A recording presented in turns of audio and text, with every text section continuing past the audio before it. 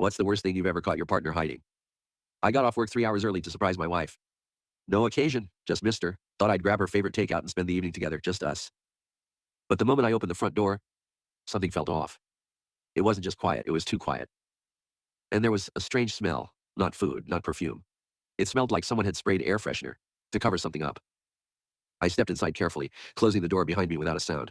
Even my keys seemed too loud as I set them on the table. Cindy? I called. No answer. Her car was in the driveway. I'd seen it. She was home. I walked down the hallway, each step heavier than the last. Our bedroom door was half open, a beam of light cutting through the hallway. Then I heard in a soft whisper, like someone had just stopped talking. Cindy? I called again, this time quieter.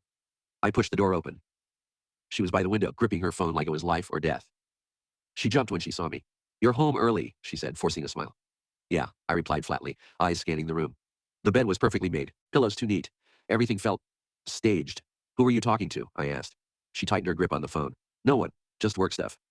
But I knew her tells, the way she glanced sideways, how she stood, her white-knuckled hands. Then the closet door creaked. Just slightly, but enough. Her eyes flicked toward it. Barely. But I saw. She tried to play it off, asked what was wrong, but her voice trembled. I didn't answer. I just walked toward the closet. Wait, she said. Too late. I flung the door open. At first, it looked empty, and then I saw it. Movement. A man. Half naked. Frozen. Like a kid caught stealing. We all just stood there.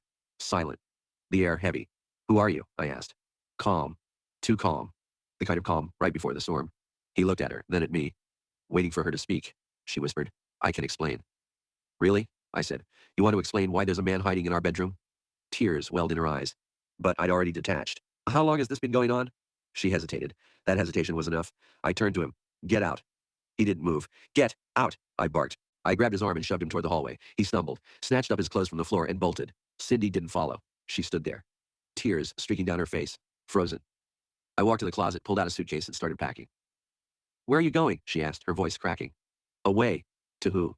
To anyone but you. My hands were shaking as I stuffed clothes into the bag. I didn't care what I packed. I just needed to leave. I made a mistake, she said softly. No, I said, zipping the suitcase.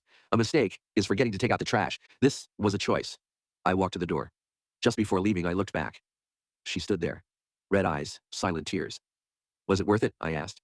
She didn't answer. I walked out, closed the door behind me. The takeout bag was still on the passenger seat. I tossed it in the nearest trash bin. That night, I checked into a cheap hotel 2 towns over. My suitcase lay half open on the floor.